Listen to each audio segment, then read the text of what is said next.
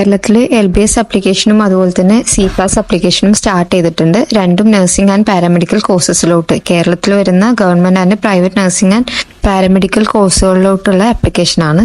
Centre for professional and advanced studies എന്നാണ് ഈ CPASന്റെ full form എന്ന് പറയുന്നത്. ഇതിന്റെ കീഴിൽ നമ്മുടെ കേരളത്തിൽ 10 കോളേജസ് ആണ് വരുന്നത്. 9 കോളേജിലോട്ട് നഴ്സിംഗ് സീറ്റ്സും ബാക്കി 10 കോളേജിലോട്ട് പാരാമെഡിക്കൽ കോഴ്സിലോട്ട് നമുക്ക് അഡ്മിഷൻ എടുക്കാൻ പറ്റും. NRI കോട്ട അതുപോലെ തന്നെ നമ്മുടെ CPAS അല്ലെങ്കിൽ ഗവൺമെന്റ് മെറിറ്റ് കോട്ടയാണ് ഇതിനകത്ത് വരുന്നത്.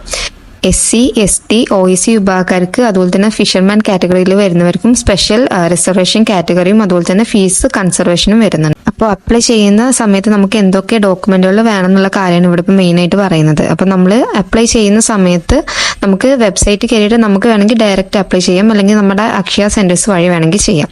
അക്ഷയ സെന്റേഴ്സ് വഴി ചെയ്യുന്നതാണ് കുറച്ചുകൂടെ നല്ലത്. www.cpas.ac.in.com ഇതിലാണ് നമ്മൾ മെയിനായിട്ട് എന്ത് ചെയ്യുന്നത്, നമ്മുടെ CPAS ആപ്ലിക്കേഷൻ കൊടുക്കുന്നത്. ഇതാണ് CPASന്റെ വെബ്സൈറ്റ് എന്ന് പറയുന്നത്.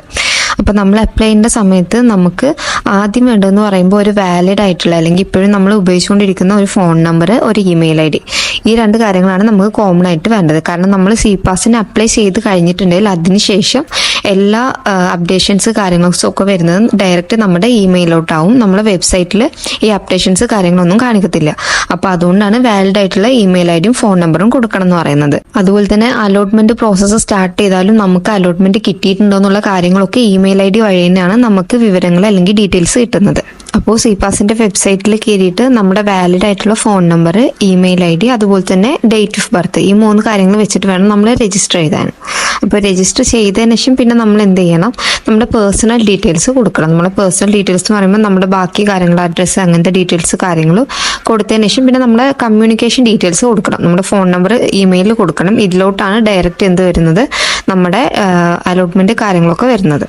പിന്നെ വേണ്ടതെന്ന് പറയുമ്പോൾ നമ്മുടെ അക്കാഡമിക് ഡോക്യുമെന്റ്സ് ആണ്. അതായത് SSLC സർട്ടിഫിക്കറ്റ്, +2 സർട്ടിഫിക്കറ്റ്, നമ്മുടെ കമ്മ്യൂണിറ്റി സർട്ടിഫിക്കറ്റ് അല്ലെങ്കിൽ നമ്മുടെ കാസ്റ്റ് കാണിക്കുന്ന സർട്ടിഫിക്കറ്റ്, പിന്നെ ഇൻകം സർട്ടിഫിക്കറ്റ്, നേറ്റിവിറ്റി സർട്ടിഫിക്കറ്റ്, ഇനി OBCക്കാരാണെങ്കിൽ NCL സർട്ടിഫിക്കറ്റ്, അതല്ലെങ്കിൽ നോൺ ക്രീമി ലെയർ സർട്ടിഫിക്കറ്റ്, അതല്ലെങ്കിൽ ഇപ്പോൾ വേറെ ഏതെങ്കിലും കാറ്റഗറിക്കാരാണെന്നുണ്ടെങ്കിൽ നിങ്ങളുടെ കാറ്റഗറി അല്ലെങ്കിൽ റിസർവേഷൻ ഏതാണോ നിങ്ങളുടേത് അത് കാണിക്കാൻ വേണ്ടിയുള്ള സർട്ടിഫിക്കറ്റ്സ് അപ്ലൈ ചെയ്യണം. ഇത് മെയിനായിട്ട് EWS വിഭാഗക്കാർക്ക്, അതല്ലെങ്കിൽ SC, ST, OEC അല്ലെങ്കിൽ ഫിഷർമാൻ കാറ്റഗറിയിൽ വരുന്നവർക്ക് വേണ്ടിയിട്ടൊക്കെയാണ് പറഞ്ഞിട്ടുള്ളത്. അതായത് നിങ്ങൾക്ക് റിസർവേഷൻ കാറ്റഗറി വഴി അഡ്മിഷൻ കിട്ടണമെന്നുണ്ടെങ്കിൽ നിങ്ങൾ ആപ്ലിക്കേഷൻ്റെ സമയത്ത് തന്നെ ഈ റിസർവേഷൻ സർട്ടിഫിക്കറ്റ്സ് കാര്യങ്ങളൊക്കെ അപ്ലൈ ചെയ്തിരിക്കണം. അതായത് നിങ്ങളുടെ കാസ്റ്റ് കാണിക്കുന്ന സർട്ടിഫിക്കറ്റ് അല്ലെങ്കിൽ നിങ്ങൾക്ക് റിസർവേഷനിലോട്ട് കയറാനുള്ള സർട്ടിഫിക്കറ്റ്സ് ഒക്കെ അപ്ലൈ ചെയ്തിരിക്കണം. ഏകദേശം LBS ആപ്ലിക്കേഷൻ പോലെ തന്നെയാണ് ഇവിടെയും ഡോക്യുമെന്റ്സ് വരുന്നത്. അത് കൂടാണ്ട് NSS, NCC അതല്ലെങ്കിൽ വേറെ ഏതെങ്കിലും സർവീസ് സർട്ടിഫിക്കറ്റ്സ് ഉണ്ടെങ്കിൽ അതും കൂടെ കാണിക്കാം. ഈ NSS, NCC സർട്ടിഫിക്കറ്റ്സ് ആണ് നിങ്ങൾ കൊടുക്കുന്നതെന്നുണ്ടെങ്കിൽ നിങ്ങൾക്ക് 10% ബോണസ് മാർക്ക് കിട്ടുന്നതാണ്. അതല്ല സർവീസിന്റെ സർട്ടിഫിക്കറ്റ് അപ്ലൈ ചെയ്താലും നിങ്ങൾക്ക് 10% ബോണസ് മാർക്ക് കിട്ടുന്നുണ്ട്. പിന്നെ ഇത് കൂടാണ്ട് റീജിയണൽ റിസോഴ്സസ് എന്ന് പറഞ്ഞിട്ടുള്ള ഒരു സർട്ടിഫിക്കറ്റ് വരുന്നുണ്ട്. ഇതിനെ പറ്റിയുള്ള വീഡിയോ വേണമെങ്കിൽ ചെയ്തുതരാം. ഇതെന്ന് പറഞ്ഞിട്ടുണ്ടെങ്കിൽ നമ്മളിപ്പോൾ ഒരു സ്ഥലത്തോട്ട് ആപ്ലിക്കേഷൻ അല്ലെങ്കിൽ നമുക്ക് നമ്മുടെ ചുറ്റുഭാഗത്തിൽ നമ്മുടെ പഞ്ചായത്തിൽ വരുന്ന ഏതെങ്കിലും കോളേജസിലോട്ട് നമ്മൾ അപ്ലൈ ചെയ്യുകയാണെങ്കിൽ അവിടെ സീറ്റ് കിട്ടാൻ വേണ്ടിയിട്ടുള്ള ഒരു ഓപ്ഷനാണ് എന്തെന്ന് പറഞ്ഞത് ഈ റീജിയണൽ റിസോഴ്സസ് എന്ന് പറയുമ്പോൾ. അപ്പോൾ നമ്മൾ ഈ ഒരു സർട്ടിഫിക്കറ്റ് അപ്ലൈ ചെയ്തിട്ടുണ്ടെങ്കിൽ നമ്മുടെ പഞ്ചായത്തിൽ വരുന്ന നഴ്സിംഗ് ആൻഡ് പാരാമെഡിക്കൽ കോളേജസ് ഉണ്ടെങ്കിൽ അവിടെ കുറച്ചുകൂടെ പ്രയോറിറ്റി നമുക്ക് കിട്ടാൻ ചാൻസ് ഉണ്ട്. പിന്നെ NRI കോട്ട വഴിയാണ് നിങ്ങൾ അഡ്മിഷൻ എടുക്കാൻ ഉദ്ദേശിക്കുന്നതെന്നുണ്ടെങ്കിൽ നിങ്ങൾ എന്ത് ചെയ്യണം, നിങ്ങൾ ഈ അപ്ലൈ ചെയ്യുന്ന സമയത്ത് തന്നെ നിങ്ങളുടെ NRI ഡോക്യുമെന്റ്സ് പ്രിപ്പയർ ചെയ്തിട്ട് ഈ സമയത്ത് തന്നെ നിങ്ങൾ അതിൻ്റെ കൂടെ അപ്ലോഡ് ചെയ്ത് കൊടുത്തിരിക്കണം. എന്നാൽ മാത്രമേ നിങ്ങൾക്ക് റിസർവേഷനിൽ കയറാൻ പറ്റത്തുള്ളൂ.